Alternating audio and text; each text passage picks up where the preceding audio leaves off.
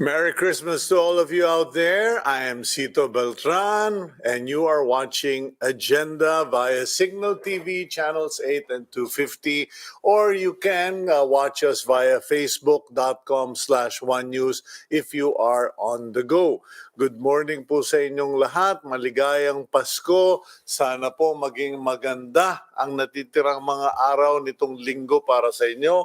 And we hope that you will stay safe, stay healthy, and try to be happy. It's December 23, 2020. It's a Wednesday.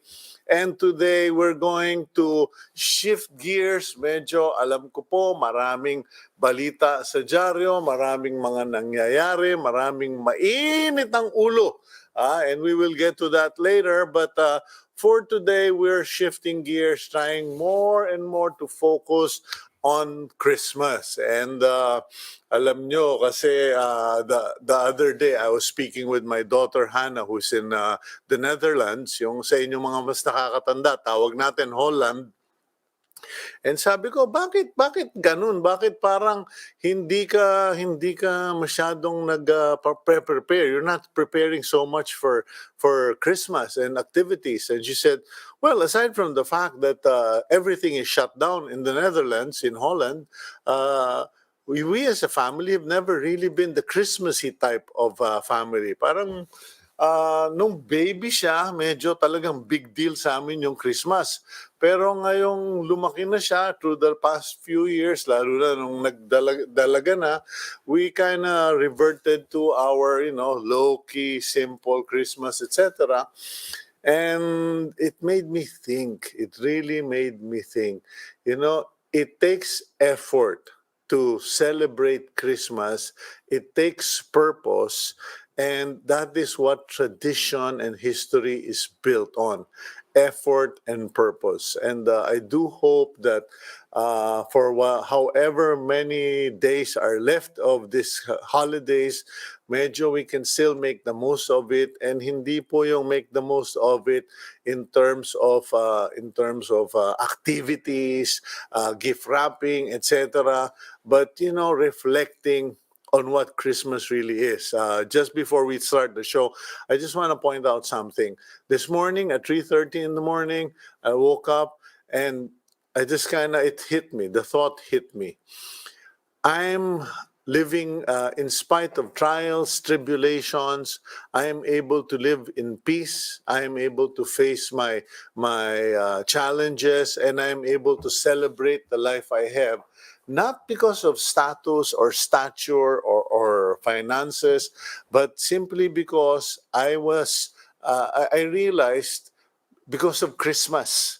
But I'm not talking about the holidays. I'm talking about Christ coming to the world in human form, dying on the cross for all of us, including my sins, and giving us a chance for second chances. Kumbaga, yung pagkamatay ni Cruz sa cross, ni Cristo sa cross, parang it gives all of us a second chance, a third chance, a fourth chance. No matter how bad we've been, no matter how horrible things have been in our life, we get a second chance. And at 3:30 in the morning, that's clarity for you. Parang clarity na, I have a second chance in life. I've had a second, third chance in life because Christ died on the cross for me and because God gave me His forgiveness. I'm not trying to be religious, but think about that.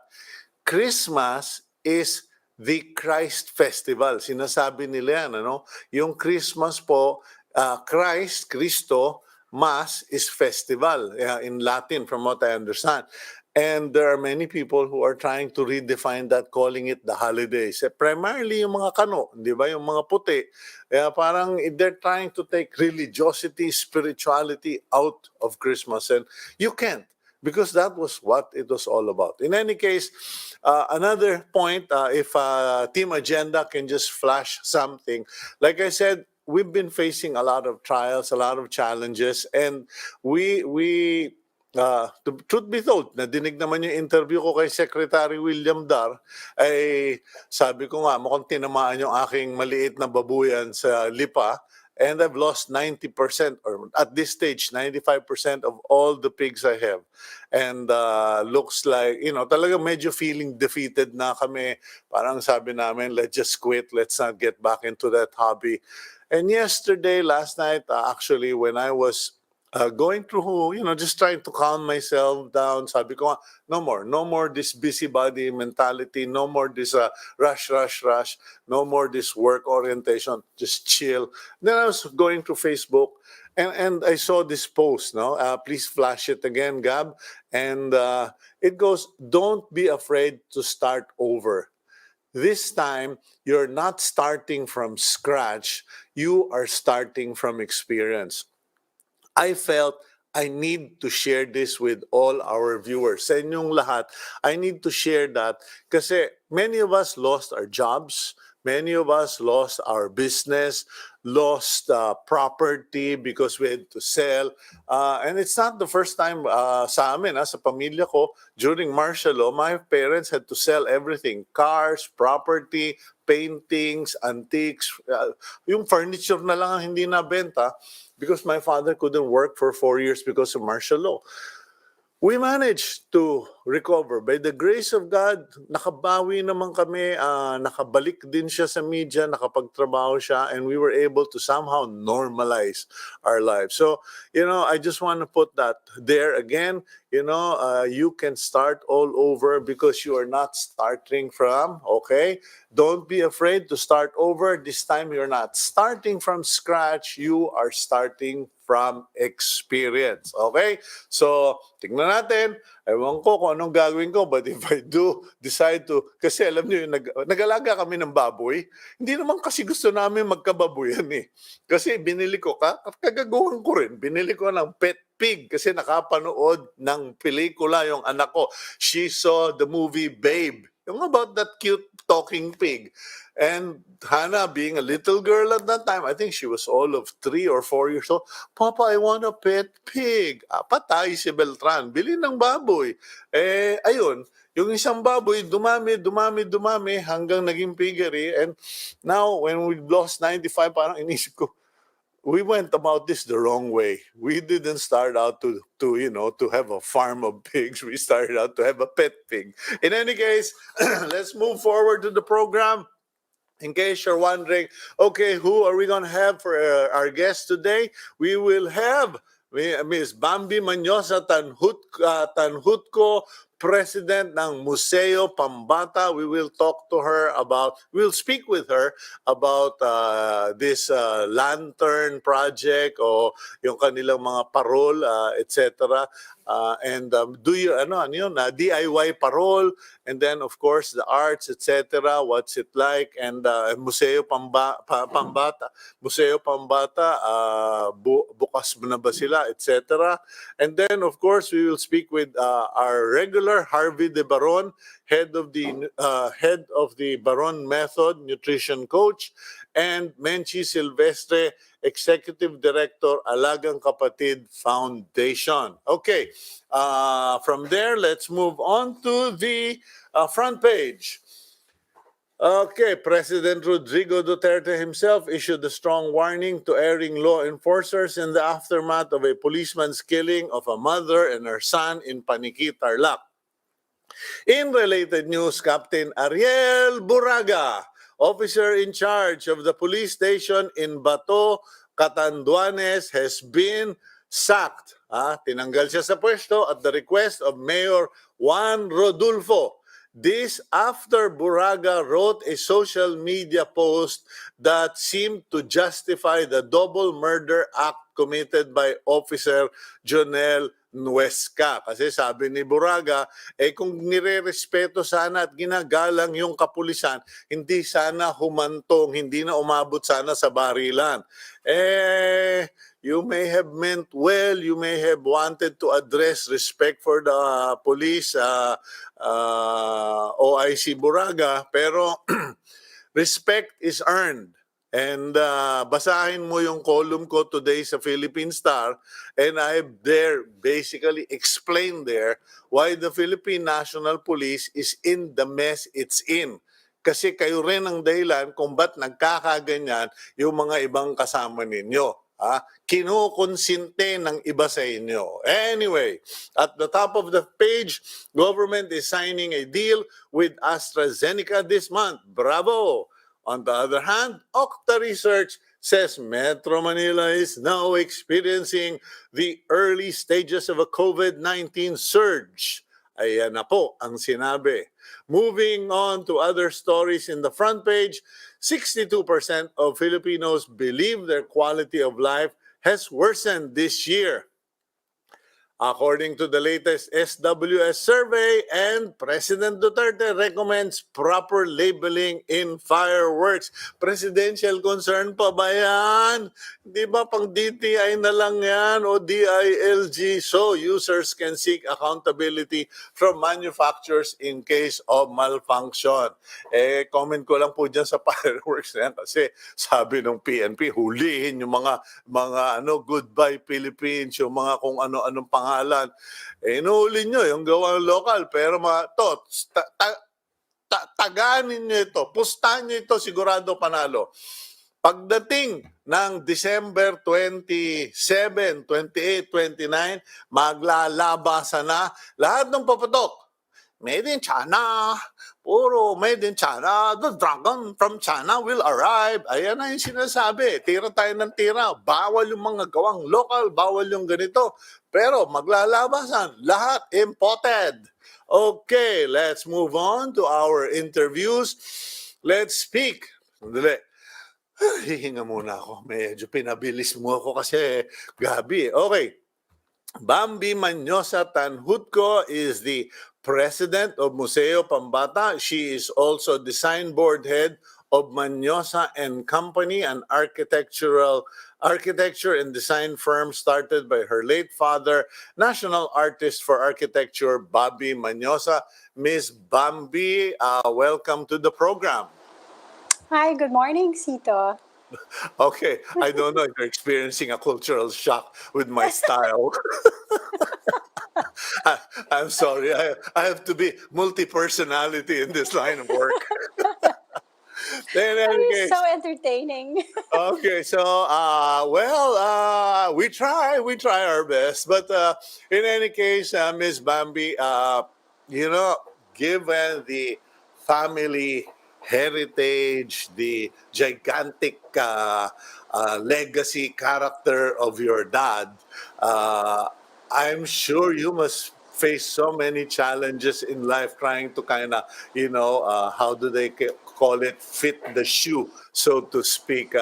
How is life being a Mañosa for starters?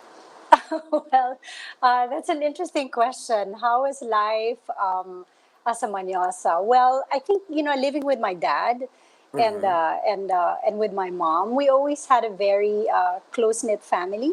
We were always very big on Christmas, actually. So I was very interested in what you were saying earlier about some people not wanting to celebrate Christmas at this time, no?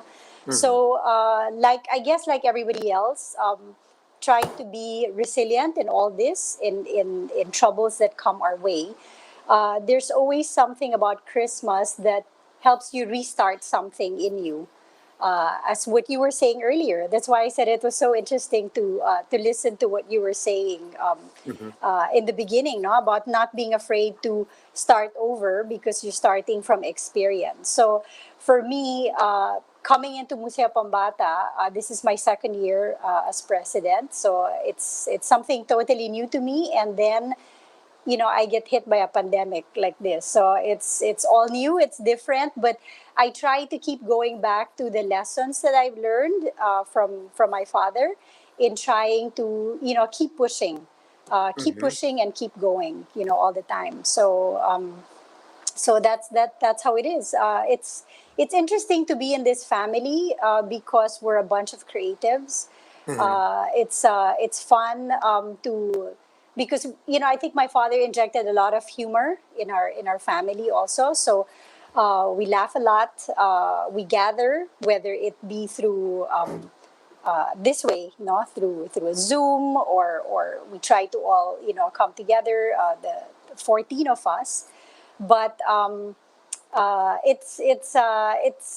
it's a lot of challenge, I guess, out there. A lot of expectation also from us, but it's something, I guess, that was ingrained with us ever since we were kids. So it is very easy for us to share and to bring out what it is that we feel needs to be out there. So in my case, being in Museo Pambata is really all about kids now, for me, no? But it still goes back to culture, country, children, trying to make kids proud of our heritage and who Mhm. they are as Filipinos, pretty much. Because that's what my dad told me. If you're coming into Museo Pambata for a while, please start with the kids. Start, because my father was also like a teacher. Mhm. Yeah. Your father was a non-conventional individual. I think that's to put it mildly. Where everybody was going into hard lines, into steel, glass, and skyscrapers, etc. He was pushing for native materials, particularly bamboo. And how has this impacted you in your leadership as in Museo Pambata? Because I mean, you're dealing with kids, and a lot of people will tell you, "Bambi, ano ba naman? We need our kids to be modern." And I guess I'm partly guilty for that. I'm one of those who keep saying we need to send our kids abroad because they need to be competitive, because the world is now so globally competitive. We can't keep them in islands. But how do you make the compromise of raising kids who are globally competitive and yet how do you call it, ethnically connected? Right. Well, I guess an example for me would probably be the way I raise my children. No, Mm-hmm. so the way my dad raised us, everything was pretty much local in here, but we were also given a chance to go abroad. And I think going abroad also makes you realize who you are as a Filipino. Mm-hmm. In this case, with my daughter, she had the chance, both of them actually had the chance to go to New York for school. They were accepted at the Parsons School of Design, but Mm-hmm. they opted to stay here. My first one, her reason was, she said, Mom, I've been living in a bubble of a village, and in a bubble of a school, which is really not really the Philippines. So I think I need to stay to understand who I am as a Filipino before I go out there and I get lost in this, who I am in this Mm-hmm. identity.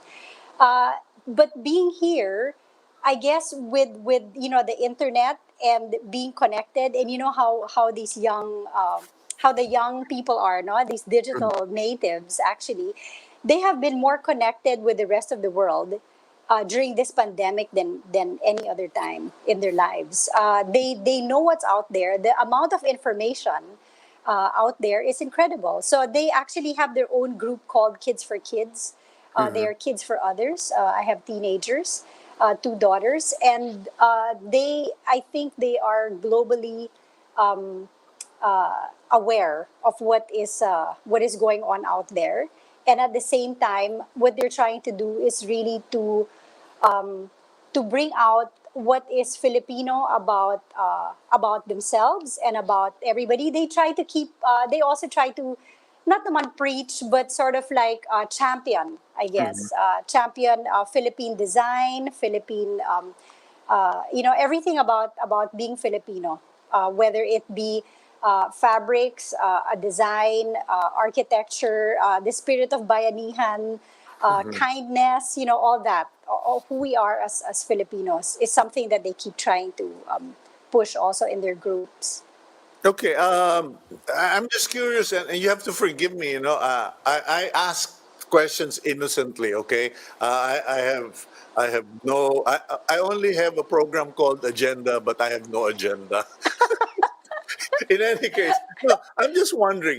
We're all adults in the room, and you're heading Museo Pambata, but and dealing with kids. And you were mentioning Kids for Kids or a different program. Parang inisip ko lang, shouldn't, museums be headed, children's museum be headed by much, much younger people? And do you find that difficult, challenging? How do you connect? Especially now when you have a Museo Pambata pero walang bata. Yes, exactly, exactly. Yeah, actually, that's what I said when I was asked to come on board. Mm-hmm. Uh, I asked my chairman of the board, Nina Yuson. She's the chairman and the founder of Museo Pambata, and I was telling her that we need to bring young people, to the board, because we need to get their thoughts and to understand, because I think they are the closest. So I'm looking at this and seeing my children, my teenagers, as my consultants, as they Mm-hmm. always were my consultants ever since I started my art studio, Creative Kids. I had an art studio for kids long ago. And this is something where I always thought it is important to listen to what kids have to say and what they want. And that's how I run my studio. So in this case, I like listening to teenagers, young people, and little kids as well. I have friends that have a lot of young children. Yeah. And I guess um, growing up with a dad that was always such a clown and loved children a lot, he used to design toys for kids as well, design all our birthday parties. So I grew up in this sort of like a never, never land childhood, Mm-hmm. So I guess I bring that along with me in Museo Pambata. So working in an institution for children, somehow it always makes you feel young. Yeah. So I love that, and I have the Kids for Kids group who are my consultants, because they are the ones telling me how we should live the next better world, Mm-hmm. and and not conform to what was the past pre-COVID. Okay, given the reality of COVID and given the probability that COVID will still be a problem, even for Museo Pambata, what direction, alternative, or how are you going to do things? Okay, we're going to talk about this Star of Hope project of yours, but in a big picture, how are you guys going to do things? Well, that's a good question, because we're also still trying to figure things out. Mm-hmm. In the beginning, when the lockdown started in March, we all thought it was just going to be for a month, and then Yeah. or maybe 2 months, or and then maybe August, and then maybe so. Just as the rest of the world is also trying to adapt, I think we're also going slowly, no, per month, seeing how this is. So when the past years, every year, every Christmas was always so big in Museo Pambata, where we would have about 1,500 kids coming from the communities in Manila, and there was this gift giving that would always happen. They Mm-hmm. would come, go around the museum. We would have programs for them. We would have Noche Buena baskets for them to take home with them. Actually, a lot of treats, no, a lot of sponsors. But this year, it just hit us, and we said, what's going to happen? So we decided to come up with this project, which again was inspired by my parents. In the 80s, they had this thing called the Star of Hope.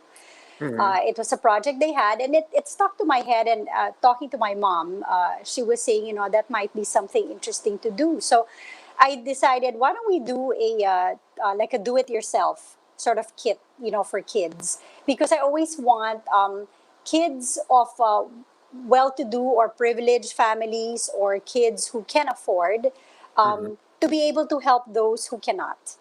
And Okay. I think it is important. It's something that I grew up, that was very much ingrained in me, and as well as my children. So I thought, why not do an activity that children can do together with their parents? This is a chance for parents to talk to the kids about who they're helping, why they are doing this, hope for Christmas. Yeah. It inspires creativity also, because the kids are allowed to create their own parol with just the basic step by steps that we have. Mm-hmm. And we thought this was a nice way to promote the spirit of bayanihan, to be Well, part of something bigger. it's also a good step forward because I think primarily it's because of Western media that even in the Philippines, we start developing such negative impressions or attitudes. Because, like, there's this prevailing attitude among many Filipinos who are not in the upper 10% or upper 20%. Na yung mga anak mayaman, mga spoiled dyan, mga Inglesero, etc. Primarily because it's perpetuated by Western media.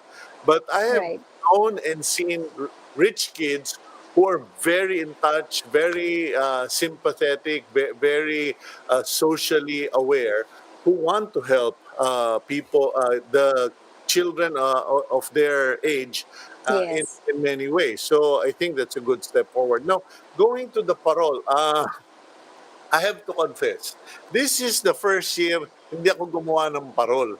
Kasi for some, I don't know. It just got so tedious, trying to look for bamboo. I have to go Right. to Ipa and then trying to get Chinese paper, etc., etc. And I said, "Ay nako, forget it." And then my wife, who is from the Netherlands, has a bamboo skeleton or frame of a parol, and she starts making one. In fact, here it is, ladies and gentlemen. She got Oh, the bamboo, so cute. and she got fuzzy stuff, and she made it. And sabi ko, anak ng ewan, yung foreigner pa tumalo sa akin paggawa nitong parol na ito. In any case, your Star of Hope, is it made of bamboo or is it a paper kit, a carton box kit? Paano nyo ginawa yan? Yeah. Well, it came in a bag like this, no? Mm-hmm. The Star of Okay. Hope, and then inside the bag, it was already it is bamboo definitely inside, Mm-hmm. but then we already wrapped it in the paper. Okay. Okay, because at this time when kids are home and we're not around, it's a little difficult to help them out. It's a little difficult to help them out, and I wanted it to be something fun, Yeah. something that I would not stress parents out. Yeah. Because the Because last thing you want is for parents to be, oh my gosh, that star, it's so hard to do it. But so I said, let's do it halfway. actually, mga kaibigan, ladies and gentlemen, no, baka sabihin naman ninyo, ano ba, napakadaling gumawa ng parol. The worst combination, a parol frame, Chinese paper, and Elmer's glue in the hands of a 4-year-old.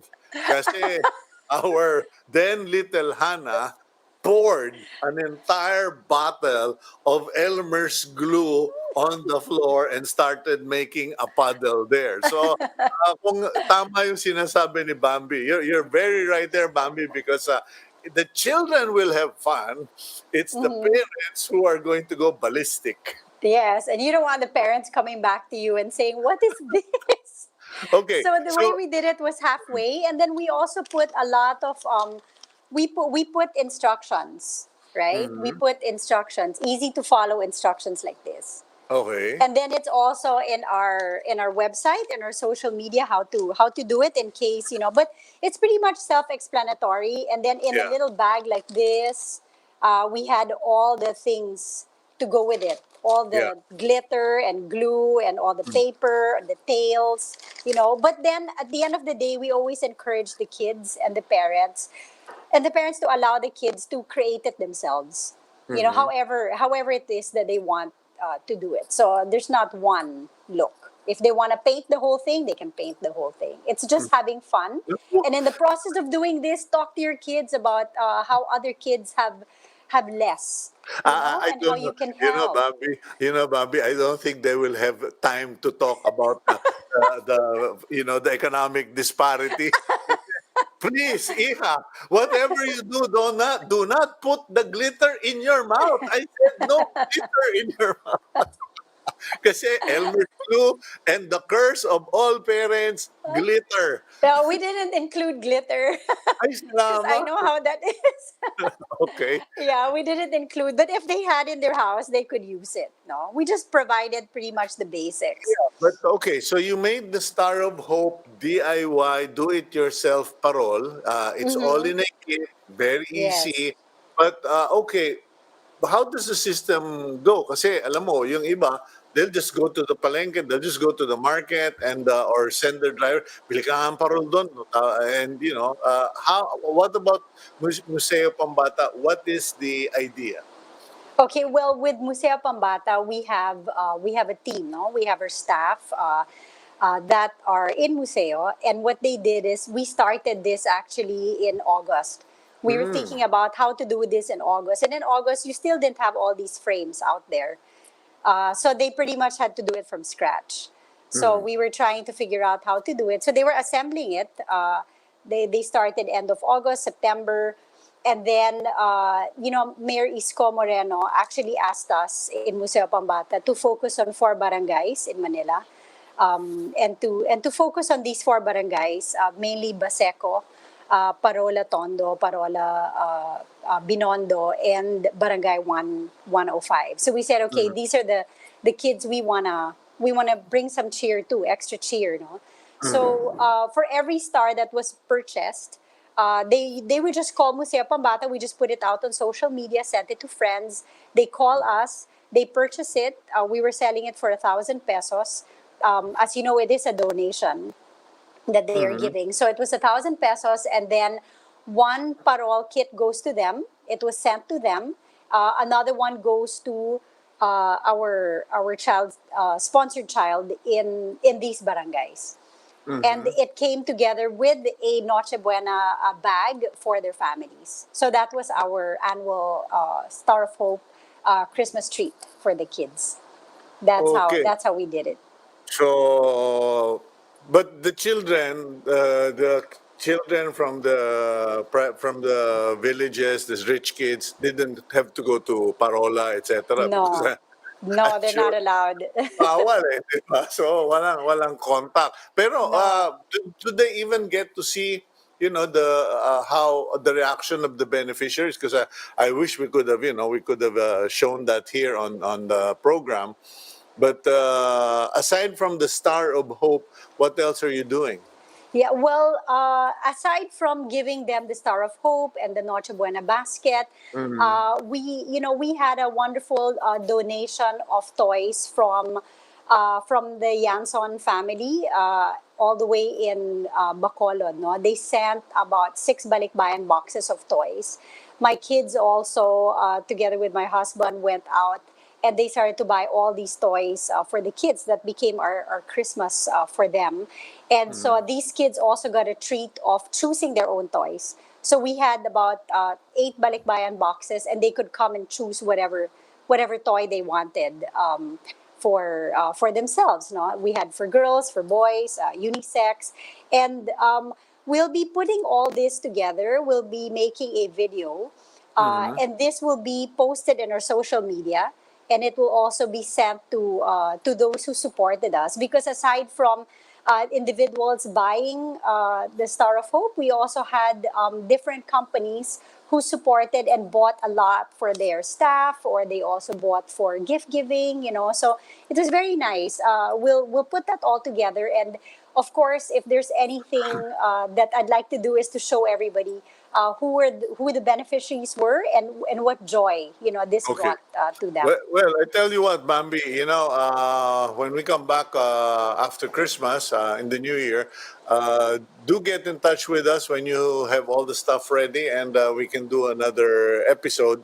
And also, if you have other activities in the Museo Pambata, we would love to just Oh, give it thank you. time, because it's Yes. unfortunate that we weren't able to pick up on this project early on. It would have We could have given it extra push. In any Oh, case, one. Thank you. we support you guys, and we believe that the Museo Pambata is a vital institution for the youth. And please let us know how we can help, and we'd be glad to have you on board.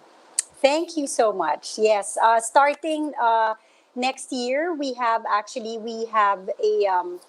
donation from our family, from my dad, in Mhm. Museo Pambata. It's a playground structure called the Pukyutan. Once we have that going, it is in the process of being built right now, because it was a donation that happened a year ago. So it's building slowly, but once it's done, surely we'll get in touch with you, so we can show you what it is. Okay, thank you very much. And Thank you so much for having us. okay, we wish you all a Merry Christmas and looking forward to that Pukyutan project because I, for one, support playgrounds and we need more playgrounds all over Metro Manila and the Philippines. Thank you very much, Bambi. Thank you, Cito. Okay, that's Ma'am Bambi Mañosa-Tanjutco, President Museo, Pambata. Ayun po, no, medyo napag-usapan natin itong mga parol. Medyo pahiya ako kasi yung asawa ko nakagawa ng parol, foreigner nakakagawa ng parol. Ako Pilipino, wala, masyadong na-busy, hindi nakapaggawa ng parol. I hope makaka-catch up pa kayo sa Christmas celebrations natin and traditions. In the meantime, we'll go for a quick break, and when we come back, we'll be speaking with Harvie de Baron of the De Baron system, method, yung kanyang nutrition program. Actually, kanina tinatanong niya si Gabi, hindi niya alam, nakikinig ako na ano ba ang pag-uusapan natin today? Kasi iba-iba lagi. And sabi ni Gabi, hindi yung mga nutrition. No. We're going to talk about other things with Harvie de Baron. We'll be right back here on Agenda.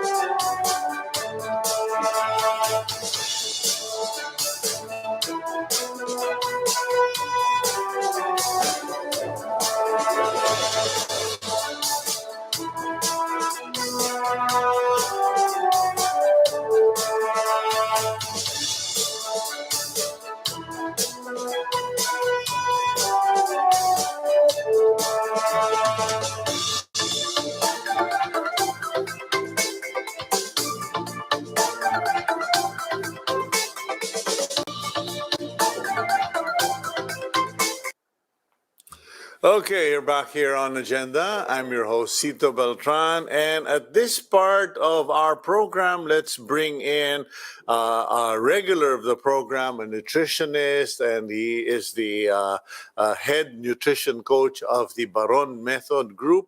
And let's bring in Harvie de Baron, my good friend. Harvie, good morning.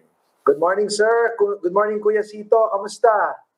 Okay, well, parang tagal natin hindi nagkita, no? Kahit ano, no? Pero nasa kasaan mo ko kahapon sa mall. Yeah, you look good. I saw you. Ang ganda ganda ng katawan mo ngayon. You look very slim. When I saw you, I was happy to see you.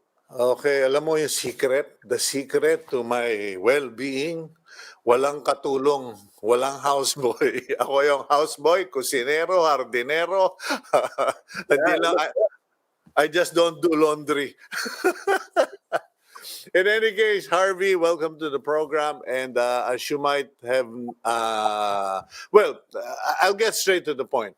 Normally, at this time of the year, people will ask you about diets, nutrition, how to not gain so much weight during the holiday season. But I really don't think a lot of people are in such a celebratory mood that they're going to be binging. In fact, I've seen a lot of people just give away food. and I decided that maybe we should talk a little about a group of people many of us don't think of this time of the year. okay. I'm thinking about this group of people because one of them happens to be my sister. And of course, I refer to my sister Marisa Beltran Altamirano, who recently was diagnosed with breast cancer. And I don't want to be morose about it. I don't want to be, dark about it. But we rarely talk about this. And I think it would be good to know what guys like you, the nutritionist, specialists like you, because I know you took the initiative. No one asked you. No one sought you out, pero you reached out to Marisa and her husband Eric to help them with the nutrition of Marisa, because people who undergo chemotherapy have a chemical nutritional Yeah, change, yeah. and their body undergoes so much stress. So what exactly are you doing or going to do, or what should people with cancer undergoing chemotherapy know, as well as their families? Yeah, you're right there, Kuya Cito. When somebody battles cancer, after the initial diagnosis of cancer, the next step is treatment. So traditional treatments, you go to the doctor, they prescribe you chemotherapy. Sometimes they go chemotherapy, surgery, and then radiation, and then chemotherapy again. The issue always seems to lie in that, in between chemotherapy sessions, all these side effects kick in, like mouth sores, fevers. The immune system really takes a beating, and to the point where the blood work actually goes down quite low, and then you get all these little things coming in, like pneumonia and other things that come in. No, so the goal for that is just to prepare, and this is what I tell every single cancer patient that we get to work with. The goal is to ready your body for the next session. Kumbaga, Kuya Sito, it's another round, another round. In terms of boxing, we prepare you for another round of fight. To a point that after all of that, everything is sorted out. Your body is actually, you don't even realize you finished the treatments. But the goal is to put in what I call high value nutrients inside the body to counter the effects of a lowered immune system and inflammations in the body. Kasi my sister has been posting the process, the experience, not for, not to solicit sympathy, but because, we're a family of journalists, and we like to share information. And what she shared surprised me. I will be dealing with it next year. I will be sharing it to the public. Pero one thing that I did not know, as far as cancer and chemotherapies go, was the extreme pain that you undergo after chemo. As in, from head to toe daw, sobrang sama ng pakiramdam niya, pain, physical pain. And then the second was losing taste. Yes. Yeah. And sabi ko, ha? I never heard that ever shared Yeah. by anyone na you lose taste. I mean, COVID-19, yeah, you lose taste. Pero chemotherapy and cancer. Yeah, in fact, that's one of the side effects. Yung initial fatigue, you get that right after a session of chemotherapy. And this is what we see from people who do chemotherapy. And then the metallic, sometimes it's not just loss of taste, Kuya Sito. Sometimes you also get to have metallic taste, and then mouth sores also kick in. So it's she's experiencing are common side effects of it. But with what we're giving her in terms of nutrition, we are very confident that that does not stay long. If ever it stays long, um, it's something that we definitely want to make sure that hindi yon magiging prolonged for prolonged sessions of chemotherapy. Because it's chemotherapy is not a one-off thing. It's a process of sometimes 6 sessions of chemotherapy. Sometimes you get ones where a full year of treatment. So mahaba-haba eh. So if it's hard the first time, it gets worse if there's nothing that arrests the problem in between. Okay, I'll focus first on the nutrition aspect. And ladies and gentlemen, mga kaibigan, hindi ko po sinasabing science yun ang gagaling sa akin. Baka kay Harvie de Baron science, yung sa akin po, yung mga napipick up ko, at best I could say sabi-sabi, no? One of the things, that's why I asked that you be called or that we reach out to you, was I've heard not less than once. I don't know how you say it, pero I've heard several times from cancer patients who saying na ang laking tulong ng carrot juice sa kanilang chemotherapy. One. Tapos yung iba naman sinasabi, kahit na I don't want to, kahit na labag sa kalooban ko, I just kept drinking and drinking water to hydrate and perhaps flush whatever bad stuff is in my body. As far as nutrition is concerned, what say you about those things, and what actually are you recommending? Yeah, in fact, there's some truth to that. When we talk about high value nutrients, definitely carrots and what we call these yung high value nutrients natin. We have protocols in place where we with people kasi Kuya Cito, people kasi with chronic illness, they tend to have very low appetites. And then when their appetites get low, we actually recommend doing mga juices and things like that so that they can bring in the nutrients. And one of the essential ingredients that we talk about is carrot. We like carrot juice. Carrot juice is an essential part of what we're trying to put in. So tama naman po yun. And then yung water, definitely, anytime you can get rid or you can poop or pee, it's a great way to flush toxins out of your body. So definitely you keep drinking a lot of water as opposed to, say, sugary drinks. Kasi most of the time, right after a chemotherapy sessions, a lot of the people, syempre, you're very sympathetic to the person going through chemotherapy. And you always go through the idea of kain na lang tayo kung anong gusto mong kainin. And none of us like to eat, quote unquote, healthier food. We'll always go for, like, let's say, yung mga fast food at kung ano-ano.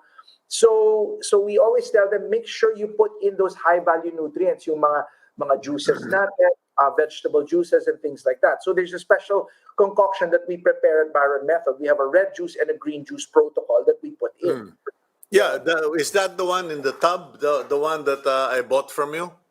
That partly, but then we supercharge it. We add a lot of other nutrients in that allow the body to actually recover faster, given that process. Pero Kuya Cito, hindi lang po yan yung juices. After making juices, the juices are one part.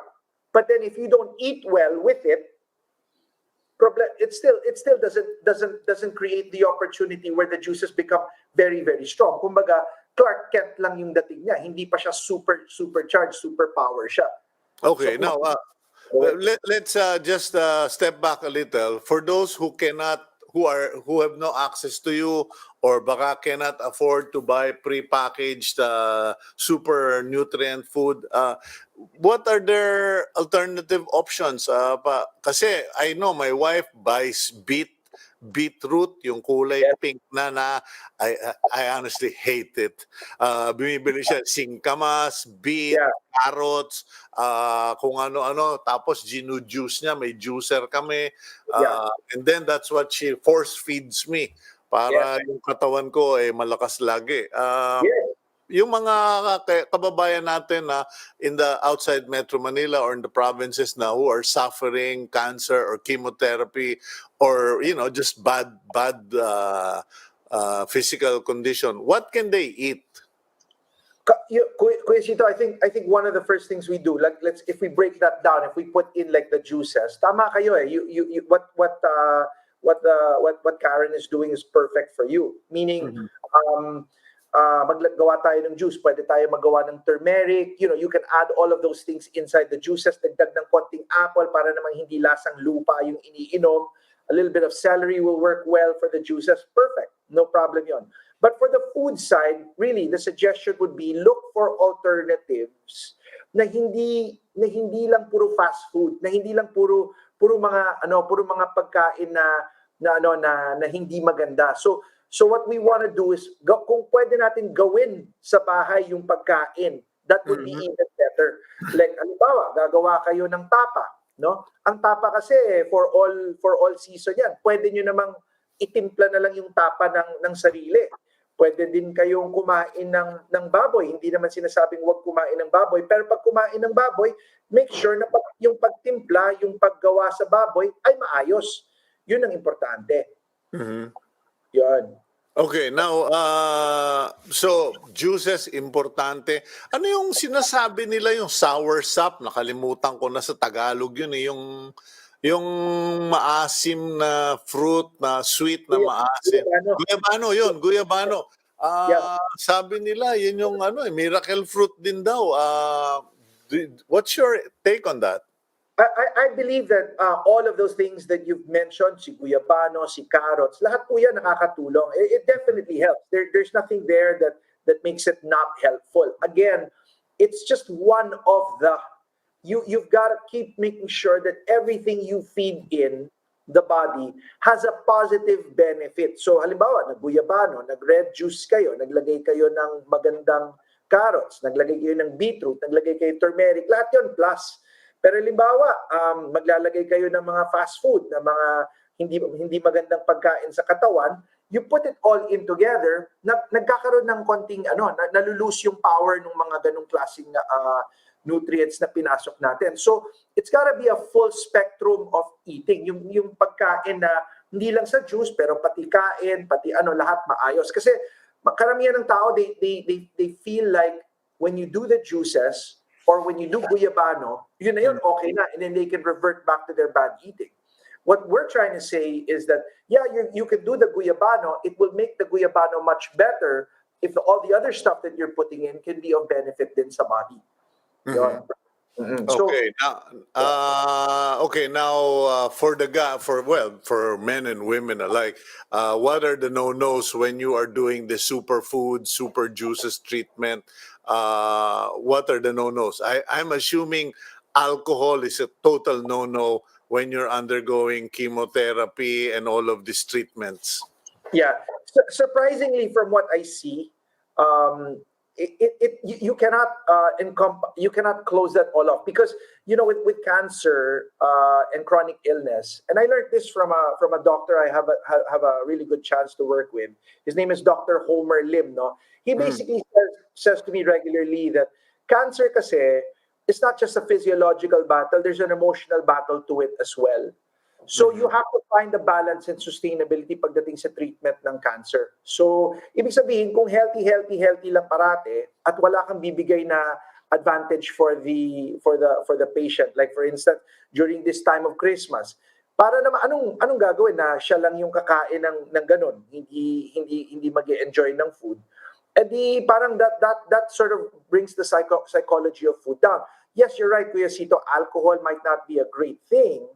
But if they're just going to have a toast and say, "Hey, this is Christmas. We're just going to have a glass of red wine," you're not saying that it's not a bad thing. But let's say you're having a bottle or 2 bottles of alcohol, then definitely that's not going to be a good thing. So Yeah, because some guys, some people might just say, may cancer naman ako maglasing na lang ako, or or the alternative, like speaking about pain, some people will just basically, and it's happening in America, they're ODing on painkillers. yeah, definitely. In fact, I was going to say, I have heard and I have seen that on the other side of the spectrum naman, sabihin lang puro healthy, let's say the parents get cancer, the children are so strict with their eating.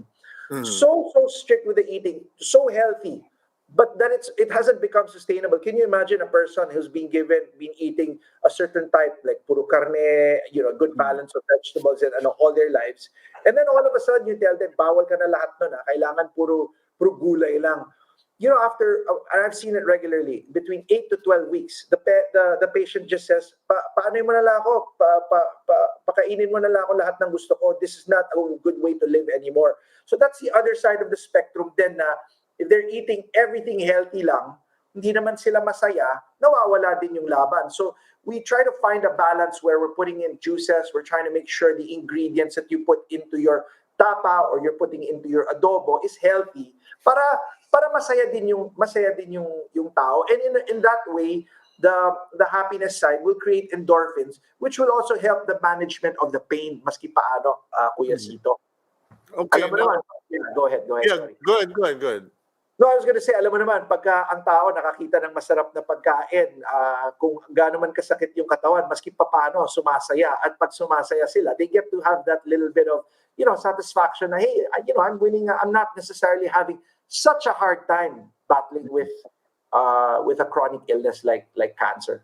Well, you know me, medyo psycho ako, so I would always say, force yourself, di ba? Parang, if you, even if you're not, you don't have the appetite, kasi nangyari naman yan sa wife ko, kay Karen, when she had dengue, I basically stood guard in front of her and said, eat, and I started feeding her, high protein meals, etc. Kasi parang doctors will always told me this: if you're sick, the worst thing you can do to yourself is not eat Yeah, and not drink, because you're just going to make matters worse. The second thing that some therapists have told me, uh, if you can, and even in COVID, I've seen this in the news, and some anchors have, Chris Cuomo has shared this. He was told by his physician to force himself to be active. Kasi sabi naman ng physician niya, if you are COVID, the worst thing is to lie down and yeah, die. You yeah. gotta I saw that stand too. up and be physical. What's your reaction to that? If need be, force feed yourself and try to force yourself to walk further than you feel you can. Absolutely. In fact, Kuya Cito, we always say to people we work with, the hardest thing for us is when somebody has absolutely no appetite. Because when you have no appetite, it's difficult to feed your body nutritious food or nutrients, no? Kasi kung wala kang gana talaga, wala talaga. So it is our part of our jobs to be able to help stimulate the appetite. So we, like for instance, pagka walang lasa, we try to help balance that out. And surprisingly, there are nutrients they can do that will help with restoring the taste buds. One of the things that I recommend all the time is oil pulling. Surprisingly, oil pulling works extremely well pag may mouth sores ka, may metallic taste ka. Ano yun, Harvey?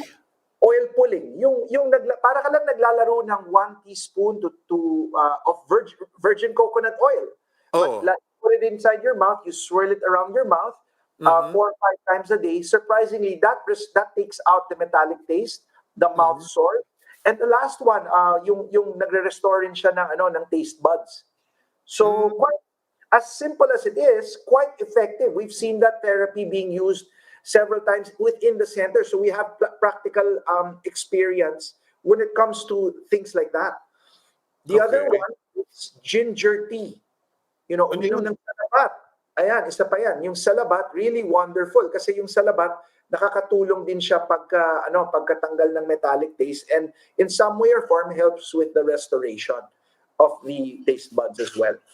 Okay, now when Marisa talked about the Christmas dinner, sabi namin, oh sige, dadalhin namin yung special na hamon na So, pinadala sa amin ng ninong namin. Aba, na-reject. wow.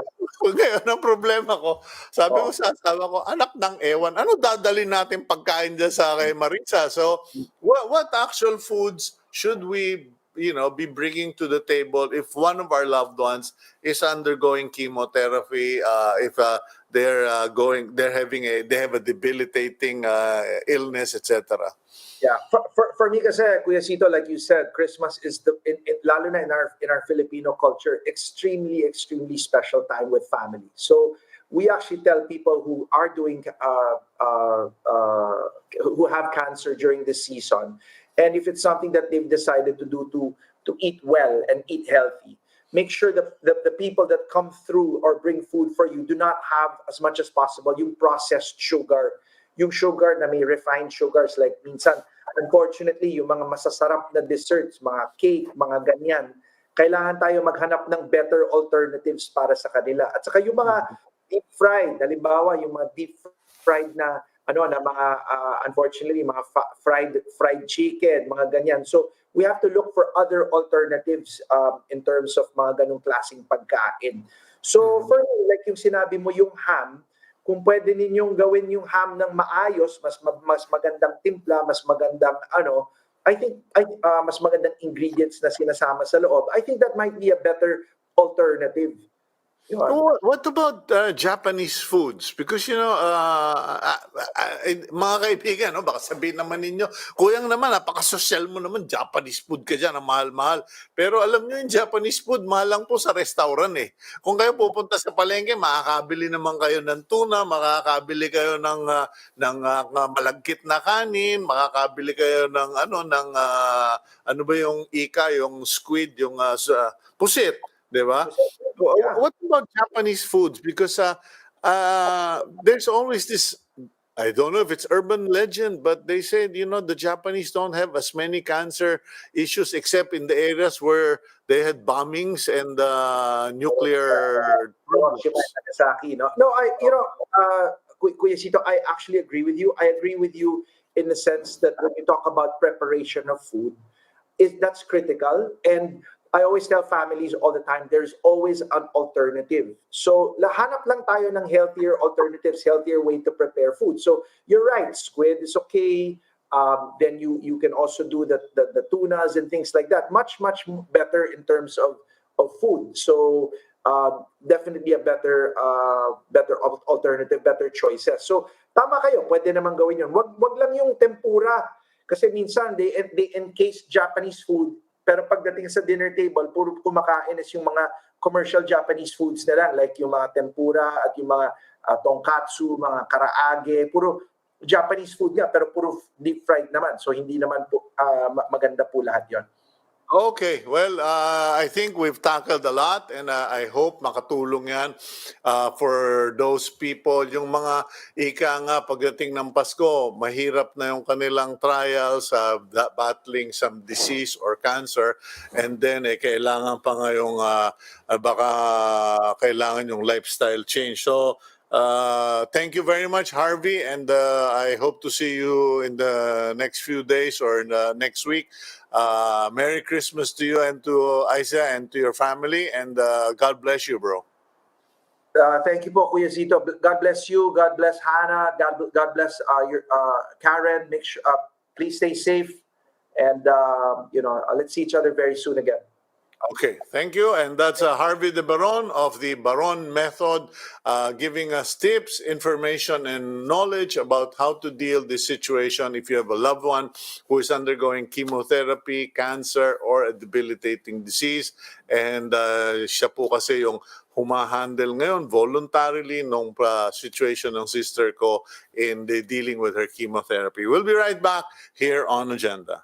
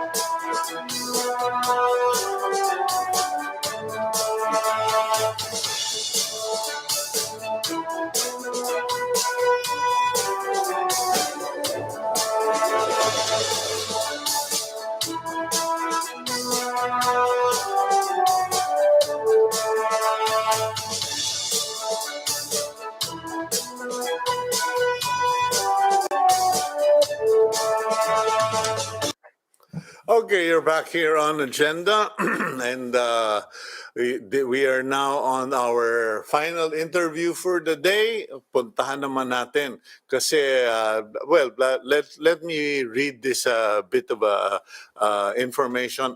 We're going to talk about Alagang Kapatid Foundation Incorporated, the social development arm of TV5. It's a non-stock, non-profit organization which was established in 2011. Recently, Alagang Kapatid just launched a fundraising drive to help those affected by Typhoon Rolly and Ulysses called Tuloy pa rin ang Pasko in collaboration with other private companies. And to give us more info on that, and kakakwentuhan natin bago tayo magtapos, let's go to Menchie Silvestre, Executive Director. Menchie, you're back on the program. Good morning. Good morning, Sir Cito. Merry Christmas. Okay, kamusta ba? Kamusta na ba yung ating fundraising? What's the situation in the operations of Alagang Kapatid? Well, I guess in more than just the fundraising, what I'm so proud to report to you is as we speak, nasa humigit kumulang 5,000 pamilya na po. 5,000 pamilya na ang nahatiran ng Alagang Kapatid Foundation and Signal TV alone, Sir Cito, for this Tuloy pa rin ang Pasko movement. And I'm not even talking about the other companies in the MVP group who launched the same movement in their own companies, tapping their own employees para sa proyektong ito. Pero again, more than just the fundraising part of the Tuloy pa rin ang Pasko movement, it's the fact that 5,000 families na po ang narating natin from as far down as Albay, Catanduanes, in the Camarines Sur areas, in Bulacan, in Cagayan in the north and in Isabela. Unfortunately nga lang Sir Cito, by the time we were leaving Cagayan and Isabela, bumaha na naman doon sa lugar. So hopefully yung naipamahagi natin doon na almost 3,000 Noche Buena and other food packs ay somehow sana ito yung nabitbit nila in the evacuation centers, or I hope yung pag-uwi nila sa kanilang mga kabahayan uli, meron na silang pagkain somehow na pagsasaluhan ngayong one more tulog to go, na tayo, bisperas na ng Pasko. Okay, now ang problema naman natin dito, Menchie, while you have helped out dun sa mga tinamaan ni Rolly at ni Ulysses, meron na namang tinamaan ni Vicky. True, so true. Starting from Lapu-Lapu down to Agusan, down to Davao, Yes. sabi ko nga, anak ng ewan, eto na naman tayo. How sustainable is this going to be? Kasi magpapasko, syempre, I'm sure lahat naman kayo magpapasko rin, magbe-break din. Kailan ang balik trabaho ng Alagang Kapatid Foundation, and are you guys going to go down to Lapu-Lapu, Agusan, and Davao? We will see how to manage that. We can manage that, Sir Cito. Kasi ito lamang pagpunta natin ng Albay, Catanduanes, Cagayan, Isabela, we also had to secure our travel passes. Hindi naman talaga po pwedeng sabihin, oy, media kami or media-based NGO kami. Papasukin nyo kami dyan. We all had to undergo swab tests, secure travel passes from the IATA, from Task Force COVID Shield. So it is most likely that we will do it that way, or what we're exploring now are partners on ground. Baka sakaling safer, imbis na kami from Metro Manila ang papasok sa kanilang mga komunidad. Meron naman din talaga tayong mga partners in these areas in the past. So we'll check kung sila ay not affected, or at the very least yung organizations nila ay stable enough that they can do the outreach on our behalf. Tapos tayo na lamang siguro. Yes, Sir Cito. What is the policy of Alagang Kapatid ba? You work with anybody and everybody, or you only work with NGOs and No. not with... Kasi may mga ibang grupo ganyan ng patakaran eh. Yes, They will not work yes. with the local government kasi they don't want to be politicized, or baka mapagsabihan sila na nagamit sila pang kampanya o pampasikat ng isang local official. Correct, So, tayo correct. sa Alagang Kapatid Foundation, how do we work ba? Pwede ko bang sabihin, pardon the term, kerengkeng kami eh. Pwede kami sumama. Kerengkeng kami kahit hindi na pwede kami. Kerengkeng ka, ako kalad ka rin. Ayan, you relate much, sabi nga, So, Oo, kasi for ako example, kalad ka rin ako sa kahit anong disaster except itong 2020. Wala, napagpawalan nito mga senior citizen eh. Correct. Like, just to give you an example, like in Isabela, there were some municipalities in Isabela na ang naging partner namin is yung Marine Battalion Landing Team 10. Why? Sila yung rescue doon sa areas that were affected by Typhoon Ulysses. So alam nila kung ano yung mga barangay na pinaka-apektado. So we partnered with them. They helped us repack. They helped us coordinate with the barangay officials. Ganun levels. Kumbaga literally boots on the ground, ha? Boots on the ground. Yes. Okay. Oh. True. Okay. Mataas ang level ng galit natin because of what happened to the Gregorio family. Ang galit natin sa mga pulis. But let me also cite, meron akong inaanak na pulis dito sa Navotas, Malabon area na napakalaki ng puso nitong batang ito. Every time I would have extras or katulad dito, we allocated particularly to him and his team sa Navotas PNP ng mga Noche Buena packs, and I specifically requested, sabi ko, MPS something, hindi ko nakabisado yung mga rango eh. Policeman Butch Totoy. Sierro, sabi ko. Baka sabi mo, Totoy, Ito yung ninang mo. Dinaan Exactly. sa He is pagkaninang. my inaanak. Oo. Exactly, he's my inaanak. So sabi ko, oy, inaanak, halika. Can you look for homeless families in the Malabon, Navotas areas and give these Noche Buena packs, kumot, and banig? That's exactly what he did. Ang galing niya, lahat ng mga sulok-sulok ng Navotas, hinanap nila talaga. And again, this effort, hindi kailangan sabihin na lahat, yun nga hindi ko sinasabi ito pambawi sa galit natin doon sa nangyari, sa involving a policeman, but this police inaanak of mine talagang napaka reliable ever since, and really a good heart. In the Bicol areas, mga alternative learning system teachers ang katulong namin. Why? They also know the areas na affected. So, alam din nila itong mga estudyante nila na biglang nawala ng contact kasi modular yung sistema rin ng learning nila, no? So they couldn't get through to them with the modules that the new set of modules that they had, and the modules that the students had to submit back to them. Iba-iba, meron tayong radio group na naka-partner din. And of course, like tayong Signal TV and TV5, palibasa magkapit-bahay din tayo dyan. And we share one president. Employees, ang sarili nating employees, the HD spikers of Signal TV, ito rin yung in-engage natin in Bulacan.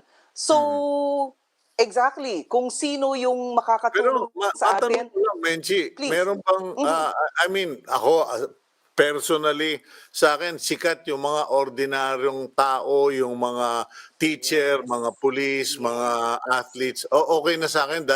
Those to me are shining stars. Pero mukhang merong gustong entertainment journalist dito. Pinatatanong, meron ba raw big names na sumali? May mga celebrity Meron ba bang daw? big names? Big Oh, names na pumunta dyan at tumulong sa inyo?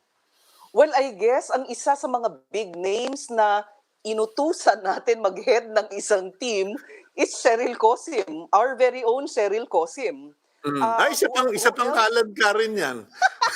Yes, yes, sabi Kakambal namin, ko yung kalad ka rin.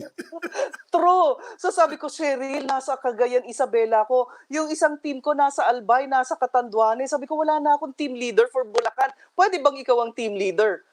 Willingly. Nagpaalam siya sa kanyang mga producers, hindi siya mag-news for that day, and she led the team with the employees of Signal TV. Isa pang malaking pangalan, maaari kasing laki ng pangalan mo, pangalang Rafi Tulfo. Rafi Oh. Tulfo gave 1 million. Donated 1 million. It was simply entrusting the donation to us, and walang sabi-sabi, talagang pinagtiwala. Ito, sa inyo ito, iparating ninyo sa mga pamilya as soon as possible para merong pagsalusaluhan ngayong Pasko. And again, the clock is ticking. Ang teams natin naglilibot pa rin. So hopefully nga, we can reach our target of 7,000 families in time for Christmas. Ang isang government agency that also helped us, PAGCOR donated 1,000 Noche Buena packs. So it's really a mix of government, Naku, sana non-government. sinabihan mo ko. Sana Why? sinabihan mo ko. Kinantsawan ko na lang sana Papayagan. ng kinantsawan para yung 1,000 naging 2,000. Pagkorelo, excuse me Kantsawan mo na si Chairman Andrea Domingo, go.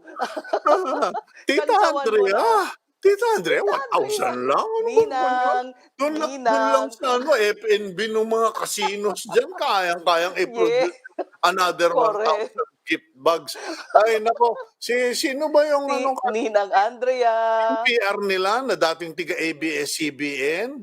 GB Ay, Bondok, iba pa, meron pang isang ali. si Twinkle Valdez. Twinkle! Ha? Kaya mo, Yeah. papadalang kita ng Monstera pag nagpadala kayo ng 1,000 gift bags. Ang lakas mga chow. Yan ang gusto ko sa iyo, Sir Hello? Cito. Hindi.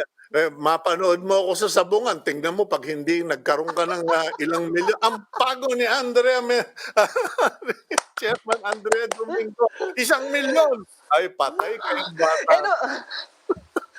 And, well, and of course, hindi naman kami masyadong mayabang na kaya namin talaga ubusin yung lahat ng resources that we were able to generate for this campaign and the campaign for the sunod-sunod na kalamidad na tumama sa ating bansa, no?